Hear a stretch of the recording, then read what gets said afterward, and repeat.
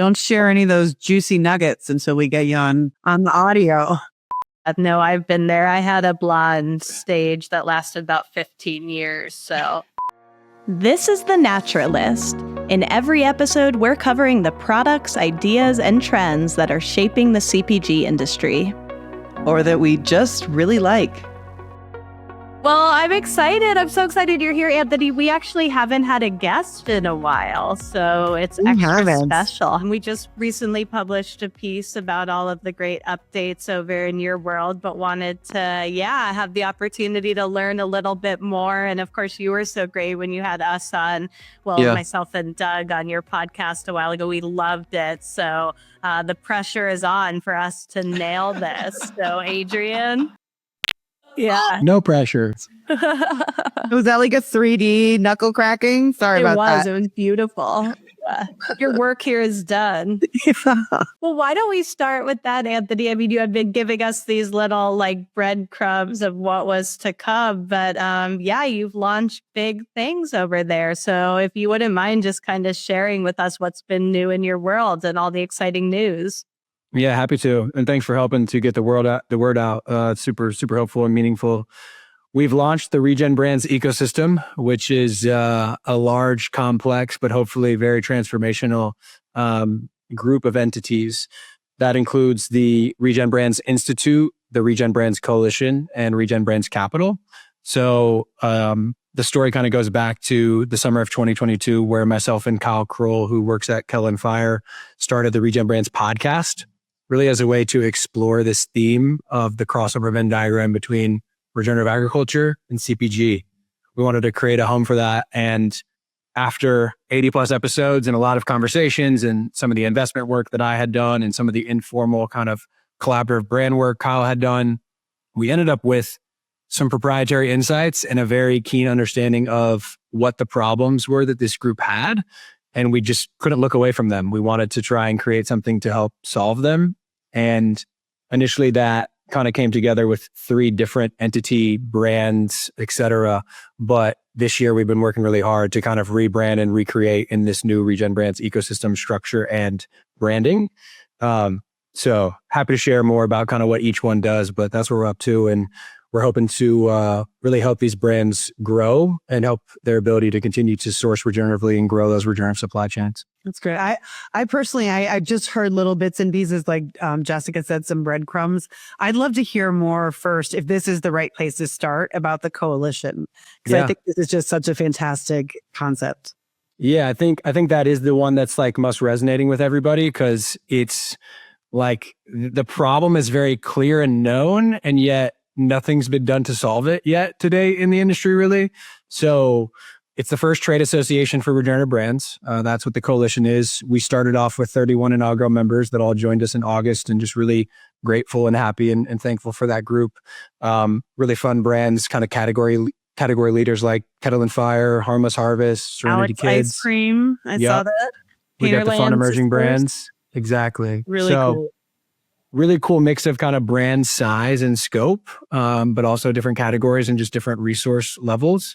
But what we also wanted to accomplish was to unite groups of different various regenerative certifications and claims types. You know, that had not happened in the industry today. All the work was really segregated by what type of certification or claim you had. And we really feel like, we have brand and retailer alignment and agreement that we have to tell a unified story, at least at the top, in terms of high level consumer awareness about this term regenerative. Before we educate them on a different certification or a specific product, we need to work together to just define regenerative and increase the awareness of that term for them. So that's really, I think, the uniting thing amongst all those brands that have joined. And they all have to at least market one regenerative SKU that has third-party validation. So not necessarily full third-party certification, but third-party validation, which can come from one of 8 pathways. There's 7 various regenerative certifications they can use, or they can use the Whole Foods market regenerative assessment. So that's the coalition. Well, Anthony, I am so intrigued and impressed by the fact that you've been able to find that alignment, because that is not something that at least I've been hearing a lot of from this community, to find those find that common ground and figure out how to unite companies regardless of what the certification or verification is. Tell us your secret. How did you get companies to that point of like, yeah, we're all in this together? What? Well, that's a good question. I think we've just been really loud and repetitive in banging the drum that like that was our vision and theory of change. And we've been talking about on the podcast for God knows how long. We've been talking about it in every conversation individually with every brand, retailer, certifier, et cetera. And we're definitely open to being disagreed with. And we've had some fun conversations on that front, but we've just identified the people that share that alignment and gotten them together. And for a long time, the work lacked the infrastructure and the real professional legal entity it needed. And this is the manifestation of that. I mean, this is the real structure and face and legal setup and corporate structure that it needs to now advance to a real degree. Well, kind of along those lines, I really loved what you were saying about uniting all of these different certifications or these different ideas of regenerative, because I feel like so much that gets talked about is the differences between them. You know, this one does this and this is for this kind of product. And so I think it's so important, that idea of like making a cohesive argument or a cohesive explanation of what ReGen is and getting that to consumers first. And then we'll worry about this does this or this does that. I mean, I just feel like when you said that, I felt like a big light bulb kind of going off, like, oh, that's what we need to be doing, you know, get that message to consumers and then we'll figure out the rest. Yeah. I mean, the secret sauce or the special idea, I guess, was like relying on truth, which the truth is, if you take what everyone's saying and you put it on, you plot it on an Excel sheet, 80% of it's the same stuff. So even though we don't all want to admit we agree on all 80% of that, we do. So let's focus on that and bring that forward in an effective capacity. And like, that's where we start. And I think there's a way we can do that with high integrity that doesn't allow for greenwashing, and allows the individual kind of specificity of individual certification and different brand and product claims, but allows us to unify and really talk in a collaborative manner at a high level. Can you talk a little bit about how you envision working with retailers, whether that work has started or it's on the roadmap? Because I think that piece is so important to get to the retailer so that they can effectively educate the customer. I know we've talked about that in our conversations quite a bit. So how is that manifesting in your work now? Yeah, it's going to be a critical piece. And I loved the little info video y'all put out like last week or the week before about ReGen Ag for retailers. That was really fun. I like all those little cartoons because I'm a child at heart, but I thought the actual information in it was like spot on for what we need retailers to understand. Now we need to build tools and programming that allows them to take action, right? That allows them to implement POS at store level, that allows them to do collaborative promotion with these brands around specific holidays or events or themes, that allows for shelf talkers or shelf tags. And there's a lot of nuance and complexity with that. There's a lot of organizational rigor that's required. We're trying to figure out what our role is to serve in that capacity as the coalition. And that is one thing we definitely want to do. I mean, we're still figuring it out more so than taking action on it. Kyle started the previous version of the coalition before it was a real legal entity doing this very informally. And they did collaborative end caps at Jimbo's, at Erewhon, at some other stores, right? So we know it can be done. We're trying to figure out how to do it in an effective and holistic manner. And we know the retailers want it. My big thing for retailers is we will never increase the overall household awareness of this term enough without them creating like billboards using retail square footage to increase that awareness, because these brands don't have the money to deploy marketing strategies that are just awareness focused. They're not high enough ROI about this term regenerative, right? So we need the retailers to provide us those eyeballs with those shoppers, at a retail level to really spread this whole, what is this regenerative thing? Just like they've done for countless other consumer claims that have scaled really well and had a lot of success. I'm excited about that, Anthony, though, because I think you're absolutely right. Like, in order to see that impact at retail, it's going to take a unified force within the industry and pooling resources and joining together. And then all these companies, and it's interesting, the companies you're working with across all different categories, but seeing the benefit for the entire regenerative industry. So I'm really excited to see some of those end caps and see some of those retail activations soon. I think the other piece of what you're doing that I'm really interested in is the capital piece, because connecting regenerative brands with the right types of capital. I'm a lot more hands-on now with our NCN Nutrition Capital Network work. And so looking at mission-aligned investors and how important that is right now. So tell us a little bit about that arm of what you're doing. Yeah, the capital piece is critical because capital is essential. Like, we can't do any of this. None of the brands can do any of their work without working capital, right?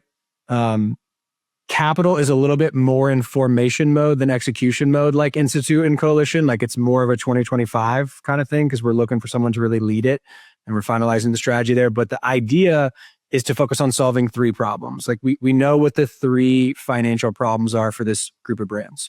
One is they need help forming the right fundraising strategy. That's number 1, right? Number 2 is once they have that strategy, they need help connecting to the capital to fill it. Whether that's equity, debt, non-dilutive capital, right? Once you have the strategy, you need the capital. And then the third is what I would call like financial innovation, which is we fundamentally believe that the existing financial products and the existing fund models available to the brands are not ideal, and they're not really industry changing and super catalytic to us having more thriving regenerative brands and regenerative supply chains.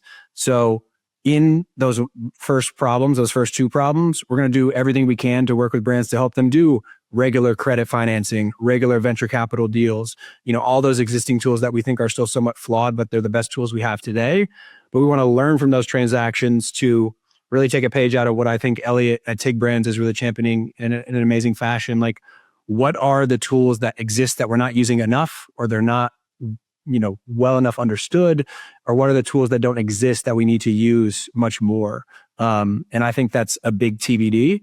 And the ability for us to do that kind of research and give those advisory services as a nonprofit, I think will be a game changer that will hopefully seed some for-profit work that we eventually do as a direct investor as well. I think that's interesting. And as you were talking, it's almost like, transforming the fundraising world into a more regenerative system. Like, how do you kind of fuel that growth in a way that's sustainable and that's mutually beneficial? And so it's interesting I guess, like, my question in that is, what would a truly regenerative funding model and system look like in your world? And pardon my sort of greenwashing the term right there, but just work with me on it. Yeah. I think when people hear that desire for financial innovation, they immediately think concessionary capital and philanthropy. So a non-return type of investment.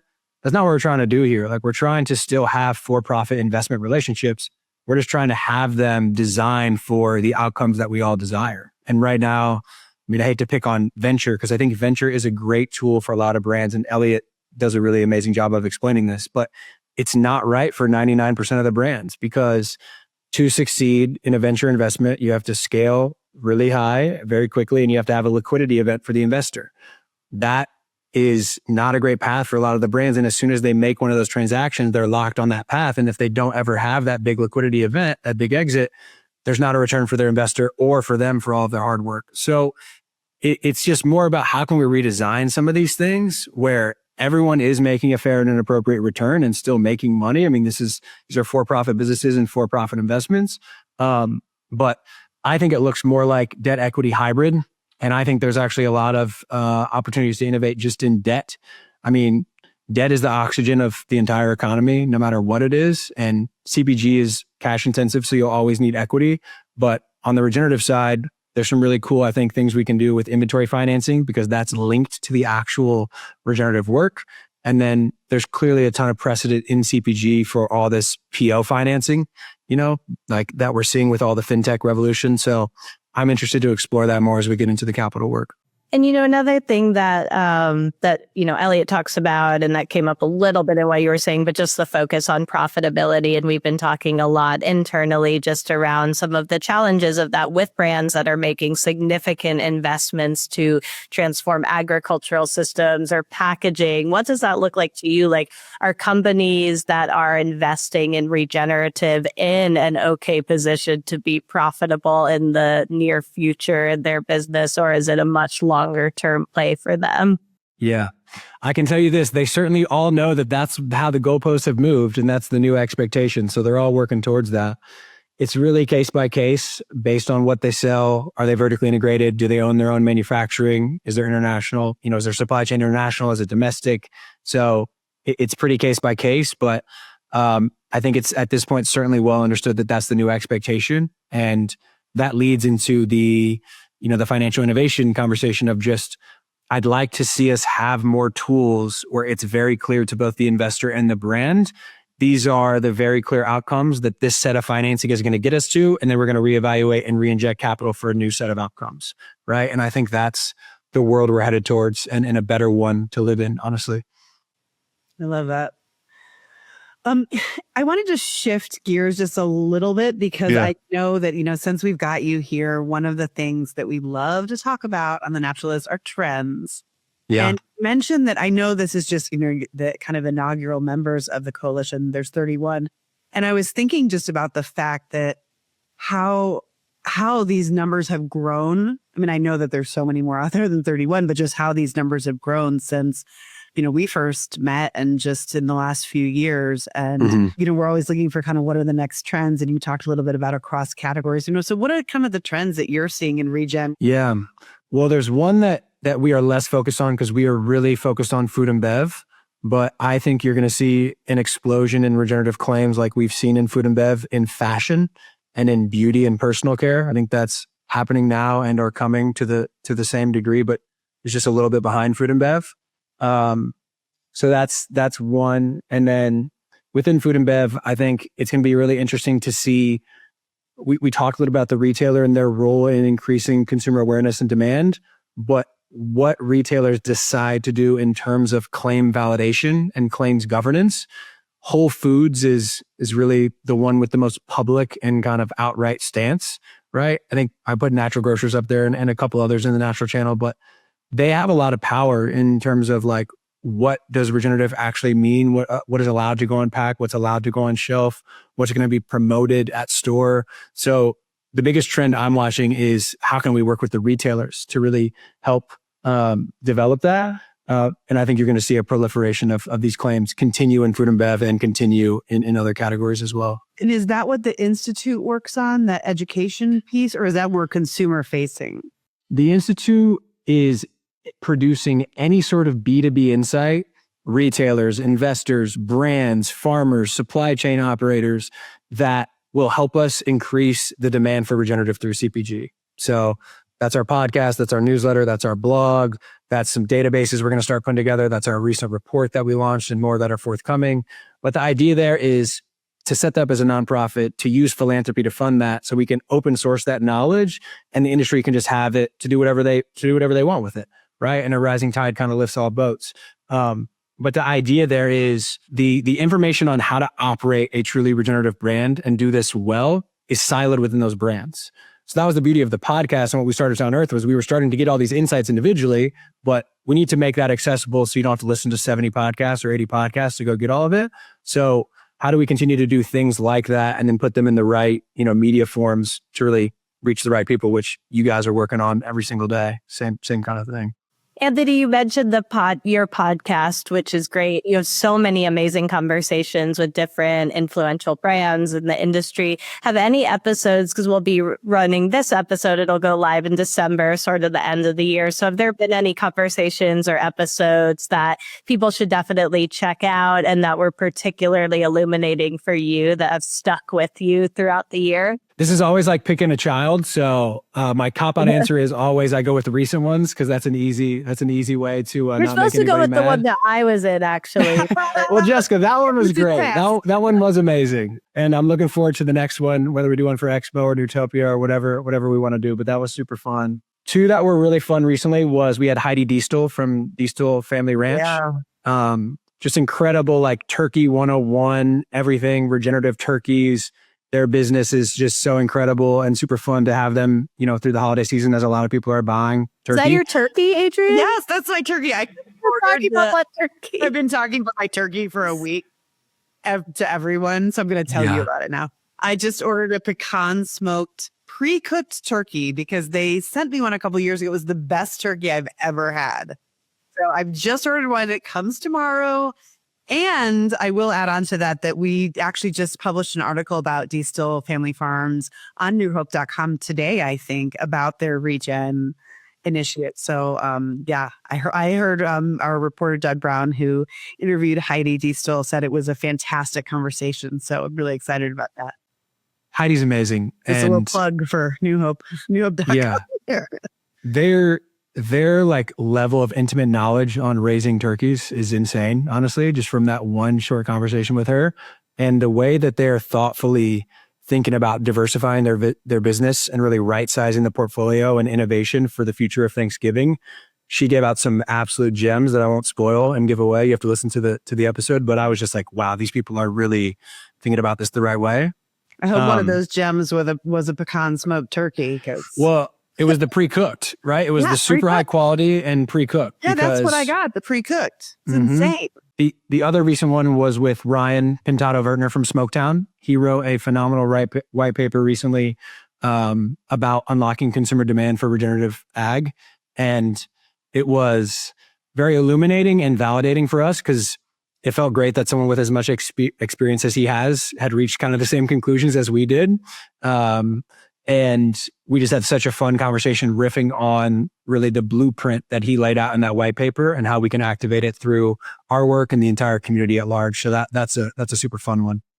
I love him as well. He does such great work, and it's really been cool to see him move into the regenerative space in addition to all of his other work around equity and CPG. So I love it. Well, speaking of a question that's going to really make you pick your favorite child, what are you eating, drinking, using? What are your very favorite products right now? What is your Thanksgiving going to look like? Yeah, it's a good question. I'm outsourcing Thanksgiving to the parents. So I've instructed them they have to get a Diestel bird, but I don't think I'm in charge of anything else besides that. My all-time favorite regenerative product is Alex Ice Cream. I'm an investor, so full disclosure. I'm not an investor, but it's one of the all-time favorite products. Yeah, it's just phenomenal. And Alec and his team have done an amazing job with all the product innovations and the unique flavors that they're really bringing to that space and how you can have such full indulgence, pretty guilt-free. I mean, I can't really pound a whole pint of ice cream anymore. That's A1 dairy without my stomach being upset. But fortunately and unfortunately, I can eat a whole pint of Alex and not feel any significant tummy issues. So Alex is always at the top for me. And then, pretty much a staple in my diet is just always good ground beef or bison that's regeneratively raised from many different brands that we've had on and support and love. So I'm classic red-blooded American male, red meat and ice cream, I still remember because Alex has won, I think, 3 Nexties, at least 2. I mean, he won last year, won the year before, I think, in the ReGen category. But I remember the first Nextie that he submitted to when it was like a brand new company and it that blueberry lavender honey. And I remember so clearly all the judges trying it and everybody's face was just like, what is the, and you kind of go into it thinking like blueberry lavender honey, like this is, and just, it was one of the most incredible things ever. And I still remember that moment at the Nextie judging when everyone was... It's one of the few moments when we're quiet, right? During the ending. True. Like normally you can't shut us up and we were all just like eating that ice cream. Like, well, and I wanted to take the rest of it home from judging it. There was nothing. You normally finish like pints of ice cream during Nextie judging. So you're trying 1,000 things. But yeah, that was inconsiderately consumed. I don't know if I want to go get a pint of ice cream or like a beef taco. Like, I don't know. I'm craving all things. So thanks for that, Anthony. After I just had like a Thanksgiving lunch at the office. So, Well, Anthony, so this has been great, and I'm so excited to continue to see your work flourish. What can our community do to get involved, to learn more? How can they get all the information that I know they're wanting? Yeah, thanks for asking. They can follow our newsletter. They can check out our LinkedIn page, the main ReGen Brands page. They can subscribe to the podcast. All of the fun stuff really flows through those 3 communication channels. And then brands that are interested in joining the coalition, if you have at least one SKU that meets those requirements that I listed off earlier, we will be opening up to new members in 2025. So just email me, or they can reach out through the website. But yeah, definitely want to talk to any brands that are interested in joining the coalition as well. Well, thank you so much, Anthony. This has been a lot of fun, and congratulations on your expansion and all of the great work that you're doing. It's impressive. Thank you. I really appreciate you having me.